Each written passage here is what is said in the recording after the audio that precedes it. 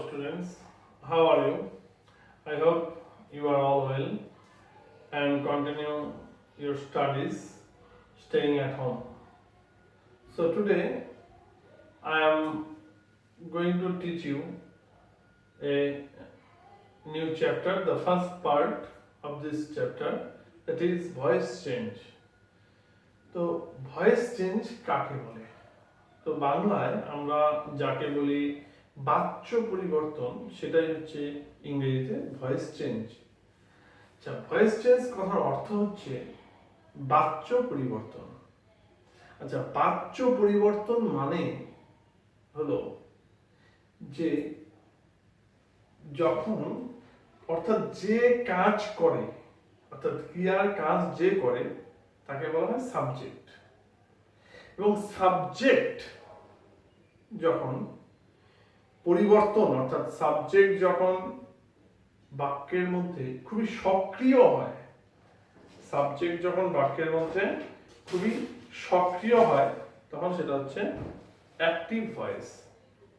আর যখন বাক্যের মধ্যে কর্ম অর্থাৎ অবজেক্ট সক্রিয় হয় তখন সেটাকে বলা হয় হচ্ছে প্যাসিভ ভয়েস। তার মানে কি, অ্যাক্টিভ ভয়েস অর্থাৎ ভয়েস চেঞ্জ কাকে বলে? ভয়েস চেঞ্জে ক্রিয়া প্রকাশের বিভিন্ন ভঙ্গিমাকেই ভয়েস চেঞ্জ বলে। অর্থাৎ ক্রিয়া প্রকাশের বলতে অর্থাৎ একটা লাইনকে আমরা বিভিন্ন ভাবে প্রকাশ করতে পারি। যেমন I will give you an example, আমি ভাত খাই। তো এখানে আমি ভাত খাই, আমি হচ্ছে সাবজেক্ট, ভাত হচ্ছে কর্ম অর্থাৎ ভাতকে কেন্দ্র করে কাজটা করা হচ্ছে, আর খাওয়া হচ্ছে ক্রিয়াপদ। তাহলে আমি ভাত খাই, এখানে হচ্ছে আমি হচ্ছে সাবজেক্ট, খাওয়া হচ্ছে ভার্ব। খাওয়া কাজটা কি করছে? আমি, এখানে আমিটাই হচ্ছে প্রধান। কিন্তু আমি যদি বলি, এইভাবেও বলা যেতে পারে ভাত আমার দ্বারা খাওয়া হয়, তাহলে ভাতটা এখানে হচ্ছে অবজেক্ট। কেন? ভাতটাকে প্রধান করা হলো, ভাতটা অবজেক্ট কিন্তু ভাতটাকেই এখানে মুখ্য প্রধান হিসাবে ধরা হলো যে ভাত আমার দ্বারা খাওয়া হয়। এখানে আমারটা হচ্ছে গৌণ হয়ে যাচ্ছে, সেজন্য এটা হচ্ছে কর্মবাচ্য। তো ক্রিয়া প্রকাশের বিভিন্ন ভঙ্গি হবে, অর্থাৎ অর্থের কোনো পরিবর্তন হবে না। অ্যাক্টিভেও যা অর্থ, বাক্যটা প্যাসিভেও তাই অর্থ, কিন্তু ক্রিয়া প্রকাশের ভঙ্গিমাটা জাস্ট পাল্টে যাবে। এটাই হচ্ছে ভয়েস চেঞ্জ বা বাচ্য পরিবর্তন। সো এখানে আমরা দেখতে পাচ্ছি যে ভয়েস চেঞ্জ বাচ্য পরিবর্তন। তো ভয়েস চেঞ্জ কাকে বলে? তাহলে এক কথা হচ্ছে ক্রিয়া প্রকাশের বিভিন্ন ভঙ্গিমাকেই ভয়েস চেঞ্জ বলা হয়। ভয়েস চেঞ্জ তিন রকমের হয়: active voice, passive voice, quasi passive voice. আচ্ছা, কোয়াসি প্যাসিভ ভয়েস মানে যেটাকে আমরা কর্মকর্তী বাচ্য বলে থাকি, সেটা হচ্ছে কোয়াসি প্যাসিভ ভয়েস। আচ্ছা, আর একটা হচ্ছে অ্যাক্টিভ ভয়েস, আর একটা হচ্ছে প্যাসিভ ভয়েস। এখন আমরা আলোচ্য বিষয় অ্যাক্টিভ আর প্যাসিভ, এই দুটো নিয়ে আমরা আলোচনা করব। So from active to passive and vice versa, মানে অ্যাক্টিভ থেকে প্যাসিভ ভয়েস এবং প্যাসিভ থেকে অ্যাক্টিভ ভয়েস, এটাই আমরা শিখব। তো প্রথমেই দেখো নিয়ম। নিয়মটা কি? এটা হচ্ছে প্যাসিভের নিয়ম, প্যাসিভ করার নিয়ম, প্যাসিভ ভয়েস করার নিয়ম। Passive voice, POICE, passive voice করার নিয়ম। তো প্যাসিভ ভয়েস করার নিয়মটা কি? অবজেক্ট, তারপর হচ্ছে বি ভার্ব টেন্স অনুসারে, তারপর ভার্ব থ্রি প্রিপোজিশন আদার্স। এই হচ্ছে মূল নিয়ম প্যাসিভ ভয়েস করার। এবার এখানে ব্যাপার হচ্ছে প্রথমে বুঝতে হবে অবজেক্ট। এবার এখানে লক্ষ্য করো যে বাক্যের প্রথমে অবজেক্ট, মানে অবজেক্টে এখানে মুখ্য হচ্ছে, সেই জন্য অবজেক্ট প্রথমে, সাবজেক্ট নয়। অর্থাৎ ক্রিয়ার কাজ যে করে সে কিন্তু বাক্যের প্রথমে বসবে না প্যাসিভ ভয়েসে। এটা কিন্তু খুব ভালো করে মাথায় রাখতে হবে। তো কে বসবে? তাহলে অবজেক্ট, অর্থাৎ যে কর্ম, অর্থাৎ যাকে কেন্দ্র করে কাজটা হয়, অবজেক্ট যেটা, তাকে প্রথমে আনতে হবে। তারপর বি ভার্ব টেন্স অনুসারে। এবার বি ভার্ব কোনগুলো আমরা জানি। বি ভার্ব হচ্ছে যে বি ভার্ব কোনগুলোকে বলা হয়? বি ভার্ব হচ্ছে all this are B verb, যেমন am, is, are, was, were, যে be, been, maybe, being, been, all these are be verb। এইগুলো হচ্ছে, এই কয়টাই হচ্ছে be verb। তো প্যাসিভ ভয়েসে be verb অবশ্যই বসাতে হবে, এটা হচ্ছে মাস্ট, কম্পালসারি। প্যাসিভ ভয়েসের দুটো বৈশিষ্ট্য মাস্ট, সেটা এক, বি ভার্ব অবশ্যই বসবে, any one of them, any one or two of them, অথবা এবং ঠিক তারপরে ভার্ব থ্রি, অর্থাৎ প্যাসিভ ভয়েসে সব সময় ভার্বের 3 নাম্বার ফর্ম হয়। 3 নাম্বার ফর্ম মানে ভার্বের past participle form, that is do did done, ডানটা বসবে, গো ওয়েন্ট গন, গন বসবে, প্লে প্লেড প্লেড, প্লেড বসবে। আমরা যেটা 6, 7, 8 এ পড়েছি ভার্বের 3টা করে ফর্ম, তার মধ্যে 3 number form verb 3, that is passive ভয়েসের তৃতীয় ফর্ম, মানে মূল ভার্বের 3 নাম্বার ফর্ম।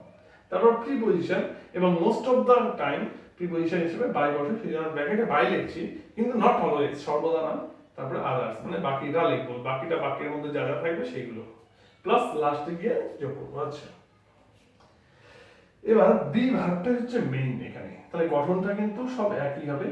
এখানে মেইন ভার্ব হচ্ছে, মেইন জায়গাটা হচ্ছে বি ভার্ব টেন্স অনুসারে। টেন্স অনুসারে বলতে অর্থাৎ যদি বাক্যটা প্রেজেন্ট ইনডিফিনিট টেন্সে থাকে তাহলে প্যাসিভ ভয়েসের ক্ষেত্রে সাহায্যকারী ভার্ব বি ভার্ব আমরা অ্যামিজার করব।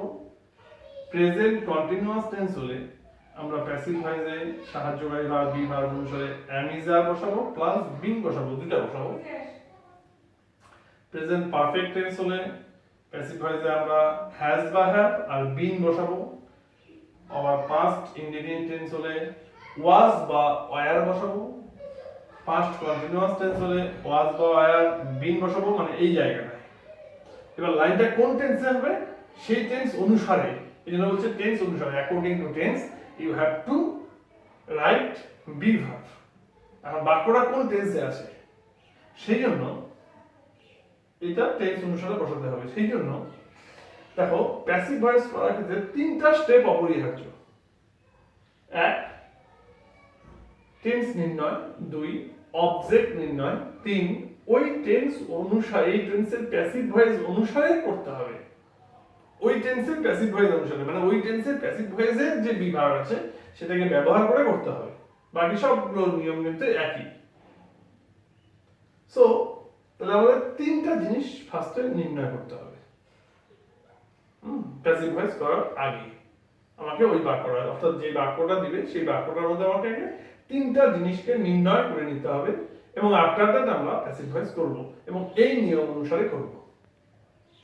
তো এইবার দেখো প্যাসিভ ভয়েস আমি কিছু এক্সাম্পলের মাধ্যমে I will try my best to make you understand by giving some example such as assertive sentence এর প্যাসিভ ভয়েস। এবার আমরা জানি সেন্টেন্স 5 রকমের হয় অ্যাকর্ডিং টু ওয়ার্ক, কাজ অনুসারে সেন্টেন্সকে 5 ভাগে ভাগ করা যায়।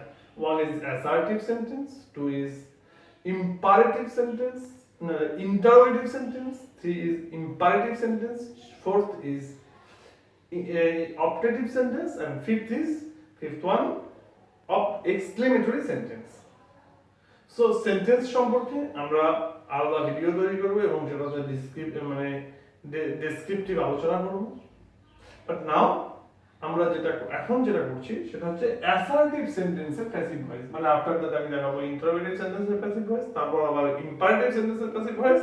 এটা এপিসোড আসতে থাকবে। তো at first simple passive voice, it is the first step of passive voice. So assertive sentence এর passive voice, assertive sentence গুলো সাধারণত কি বলা হয় বলে বর্ণনামূলক বাক্য। এগুলো সাবজেক্ট দিয়ে বাক্যটা শুরু হবে এবং এন্ড হবে ফুল স্টপ দিয়ে, এবং সাধারণ বর্ণনামূলক বাক্যগুলোই হচ্ছে assertive sentence, just like I am going to school, he is doing the work, he is eating rice, I am playing football, I am writing a letter, I am reading a book, etc. All these are the assertive sentence. অর্থাৎ এইগুলো assertive sentence, সাধারণ বর্ণনামূলক বাক্য। এই সাধারণ বর্ণনামূলক বাক্যগুলো প্রথমে দেওয়া আছে, দেখো he plays football in the field। তো he plays football in the field, এই যে বাক্যটা, এই বাক্যটার মধ্যে at first তোমাকে দেখতে হবে টেন্স নির্ণয় করতে হবে আগে, তারপর অবজেক্ট নির্ণয়, তারপর ওই টেন্স অনুসারে প্যাসিভ ভয়েসের এই নিয়ম দিয়ে বিভাগটা সেই টেন্স অনুসারে বসিয়ে করলেই এন্ড দ্যাটস অল, তাহলেই হয়ে যাবে। তো দেখা যাক এবার he plays football in the field, এই বাক্যের মধ্যে অবজেক্ট কোনটা। তো এই ক্ষেত্রে অনেক সময় আমরা ভুল করে থাকি যে বাক্যের শেষ ওয়ার্ডটাকে আমরা অনেক সময় অবজেক্ট দেখি, অনেক স্টুডেন্টরা এই ভুলটা করে যে বাক্যের শেষ ওয়ার্ডটাকে তারা অবজেক্ট মনে করে, কিন্তু এটা কিন্তু সবসময় সঠিক নাও হতে পারে। It is not correct ways, because object may be at the last word but may not be, নাও হতে পারে। সো এটা কিভাবে বুঝবো আমরা? এটা বুঝবো সাধারণত অবজেক্টের অবস্থান হচ্ছে ভার্বের ঠিক পরে অবজেক্ট থাকে। আমি কি বললাম? অবজেক্টের অবস্থান কোথায়? ভার্বের ঠিক পরে, বাক্যের মূল ভার্বের ঠিক পরে অবজেক্টের অবস্থান। আর অবজেক্ট এবং ভার্ব এই দুইয়ের মাঝখানে প্রিপজিশন ব্যবহার হয় না। যদি প্রিপজিশন হয়ে যায় তাহলে বুঝতে হবে এটা অবজেক্ট নয়। যেমন he plays football in the field, এখানে ইন দ্য ফিল্ড এই শব্দটা কিন্তু প্যাসিভ ভয়েস নয়, মানে ইন দ্য ফিল্ড কিন্তু অবজেক্ট হবে না। কেন? এখানে ইন শব্দটা প্রিপজিশন রয়েছে, তাই এটা প্যাসিভ ভয়েস হবে না। তাহলে সরি ভুল বললাম, ইন শব্দটা কিন্তু অবজেক্ট, ইন এর পরে যে ফিল্ড শব্দটা এটা অবজেক্ট হবে না। কেন? এই যে ইন দিয়ে যুক্ত করা আছে, ইন আছে, এইবার এখানে অবজেক্ট কোনটা? ফুটবলটা হচ্ছে এখানে অবজেক্ট। কেন ফুটবলটা অবজেক্ট? কারণ এটা হচ্ছে ভার্ব, প্লেসটা হচ্ছে ভার্ব, আর এটা হচ্ছে সাবজেক্ট। তাহলে এটা হচ্ছে সাবজেক্ট, প্লেসটা ভার্ব, অবজেক্টটা হচ্ছে football in the field. So place শব্দটা হচ্ছে এখানে মূল ভার্ব আর অবজেক্টটা হচ্ছে ফুটবল। সো এটা কোন টেন্স? এই টেন্সটা হচ্ছে প্রেজেন্ট ইনডিফিনিট টেন্স। এই বাক্যটা হচ্ছে প্রেজেন্ট ইনডিফিনিট টেন্স। আমি কেমন করে বুঝলাম? টেন্স চিনবার সংক্ষিপ্ত নিয়ম, যে নিয়মটা দেওয়া আছে তোমাদের অলরেডি, সেখানে লেখানো আছে যে টেন্স কিভাবে চিনতে হয়। এবার এইটা তোমাকে ফার্স্টে বুঝতে হবে, টেন্স নির্ণয়। এবার আমি দেখতে পাচ্ছি সাবজেক্ট তারপর ভার্ব এস বাই এস, তাহলে subject verb S by S present indefinite টেন্সের নিয়ম। তাহলে বাক্যটা প্রেজেন্ট ইনডিফিনিট টেন্সে আছে, এটা বুঝতে হবে। আর বাক্যটার মধ্যে অবজেক্ট কোনটা? ফুটবলটা হচ্ছে অবজেক্ট, কারণ এটা ভার্বের ঠিক পরে আছে। আচ্ছা, আফটার দ্যাট তাহলে students are making a noise, এই বাক্যটা হচ্ছে প্রেজেন্ট কন্টিনিউয়াস টেন্স। কি করে বুঝলাম আমি? এই যে দেখো am is are রয়েছে এবং ভার্বের সঙ্গে ing রয়েছে। কোনো বাক্যে am is are থাকলে এবং ভার্বের সঙ্গে ing থাকলে সেটাকে বলা হয় present continuous tense. So it is present continuous tense. আর এখানে দ্য নয়েজ এটা হলো অবজেক্ট, ভার্বের পরে ওয়ার্ড। তারপরে he has done the work, এখানে হ্যাজ রয়েছে, ভার্ব 3 আছে, এটা কিন্তু ভার্ব 3, এটা হ্যাজ ভার্ব 3 থাকলে এটা প্রেজেন্ট পারফেক্ট টেন্স এবং এটা হচ্ছে অবজেক্ট। তাহলে এটা indefinite, present indefinite, present continuous, present perfect. Father had composed a long letter to the headmaster. তো ফাদার হ্যাড কম্পোজড মানে ফাদার লিখেছে একটা দীর্ঘ চিঠি হেডমাস্টার মশাইয়ের কাছে। তাহলে কোন টেন্স? যেহেতু এখানে হ্যাড রয়েছে, এখানে ভার্ব 3 আছে, তো হ্যাড এবং ভার্ব 3, তাই এটা হচ্ছে পাস্ট পারফেক্ট টেন্স। এবং অবজেক্ট কোনটা? এ লং লেটার, এটা হলো অবজেক্ট। এ লং লেটার এটা হচ্ছে object. After that, the teacher was inspecting the home lessons. এখানে ইন্সপেক্টিংটা হচ্ছে ভার্ব আর হোম লেসেন্সটা হচ্ছে অবজেক্ট। এখানে হোম লেসেন হচ্ছে অবজেক্ট। সো এই যে হোম লেসেনটা অবজেক্ট, তাহলে এটা কোন টেন্স? was inspecting, was আছে, ভার্বের সঙ্গে ing আছে, অর্থাৎ পাস্ট কন্টিনিউয়াস টেন্স। সো দেখো এই পাঁচটা বাক্যের মধ্যে আমি কিন্তু ফার্স্টে টেন্স আর অবজেক্টটা নির্ণয় করলাম, এটা তোমাকে ফার্স্টে করতেই হবে, টেন্স এবং অবজেক্ট নির্ণয়। এন্ড আফটার দ্যাট এখন তোমাকে এই নিয়ম অনুসারে প্যাসিভ করলেই প্যাস হয়ে যাবে। দেখো ব্যাপারটা কিভাবে হয়। যেমন he plays football in the field, এটা কোন টেন্সে রয়েছে? Present indefinite tense. তাহলে আমার প্রেজেন্ট ইনডিফিনিট টেন্সে নিয়ম তো এটাই, প্রেজেন্ট ইনডিফিনিট টেন্সে আমি কোনটা করব? am is are ব্যবহার করব বি ভার্বের জায়গায়। তাহলে আমি কি লিখবো? এ নয়েজ, অবজেক্টটাকে আগে লিখবো, যে অবজেক্ট, তাহলে a noise, a N O I S E, তারপর হয়ে যাবে বি ভার্বে কি বলবো প্রেজেন্ট ইনডিফিনিট টেন্সে am is are তাহলে noise is তারপরে কি আছে ভার্ব 3 তাহলে ভার্ব 3 মেকিং ওয়ার্ডটা ভার্ব 3 হয়ে যাচ্ছে made m a d e তাহলে noise is made তারপরে প্রিপজিশন হয়ে যাবে বাই এই প্রিপজিশন হচ্ছে বাই তারপর হচ্ছে students s t u d e n t s আবার দেখো আগেরটায় চলে আসি ভুল হয়ে গেল একটু এখানে ইজ ভুল হচ্ছে এটা প্রেজেন্ট কন্টিনিউয়াস টেন্স আমি ইংলিশ বলছি এটা present continuous tense so is being made এটা ইজ বিং মেড হবে আবার এই বাক্যটা হচ্ছে প্রেজেন্ট ইনডিফিনিট টেন্স তাহলে এখানে ফুটবলটা চলে আসবে আগে যে ফুটবল তারপর হবে ইজ কেন এই যে প্রেজেন্ট ইনডিফিনিট টেন্সে ইজ তারপর হবে played p l a played in the field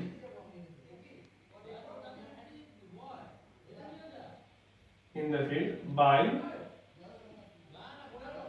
him তাহলে ফুটবলটা আগে হলো তারপরে ইজ হয়ে আসলো বিভাগ অনুসারে তারপর verb 3 played in the field তারপরে he has done the work তাহলে এখানে কি লিখবো আমি অবজেক্ট আগে the work তারপরে কি হবে প্রেজেন্ট পারফেক্ট টেন্স তাহলে পারফেক্ট টেন্সে কি হবে has বা have been the work has been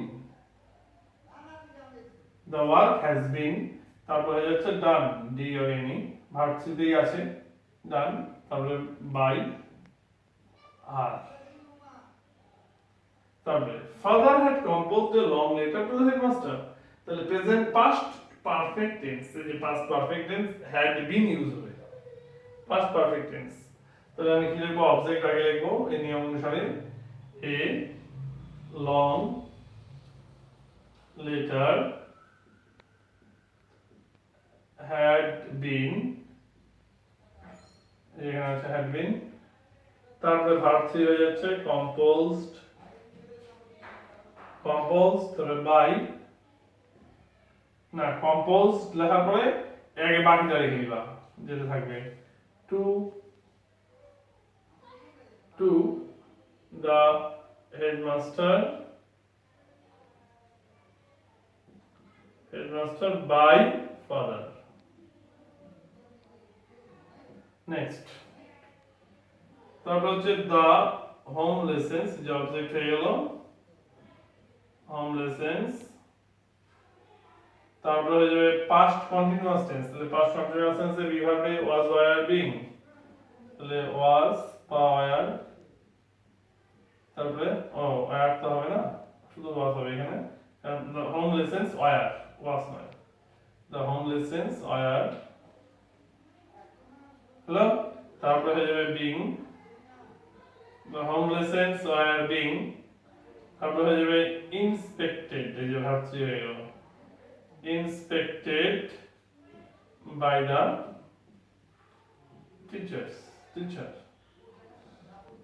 the home lessons are being inspected by the teacher so এইভাবে প্যাসিভ ভয়েস করতে হয় অর্থাৎ প্রথমে তিনটা স্টেপ অর্থাৎ টেন্স নির্ণয় অবজেক্ট নির্ণয় ওই টেন্সের প্যাসিভ অনুসারে প্রথমে টেন্সটা নির্ণয় করে নিয়ে কেন টেন্সটা নির্ণয় করতে হয় কারণ বিভাগ সিলেকশন করতে হয় তাই আর অবজেক্ট কেন নির্ণয় করতে হবে কারণ অবজেক্ট থেকে সামনে আনতে হবে তাই আর তারপর ওই টেন্সের অনুসারে তুমি বিভাগ বসাও নিয়মটা এটাই থাকবে এইভাবেই প্যাসিভ ভয়েস হবে আর একটা কথা অ্যাক্টিভ থেকে প্যাসিভ করতে গেলে বা প্যাসিভ থেকে অ্যাক্টিভ করতে গেলে সাবজেক্টে আই থাকলে প্যাসিভে মি হয়ে যাবে সাবজেক্টে হি থাকলে প্যাসিভে হিম হয়ে যাবে সাবজেক্টে ইউ থাকলে প্যাসিভে ইউই থাকবে দে থাকলে সাবজেক্টে দেম হয়ে যাবে উই থাকলে সাবজেক্টে আস হয়ে যাবে বুঝতে পারলা তো আশা করি সবাই ভালো মতোই বুঝতে পারবে তো I hope you watch this video attentively and understand the passive voice, the first step of passive voice. So if you like this video, so subscribe my channel and press the bell icon to get my all videos first. So today is up to this and take care. Till then, goodbye.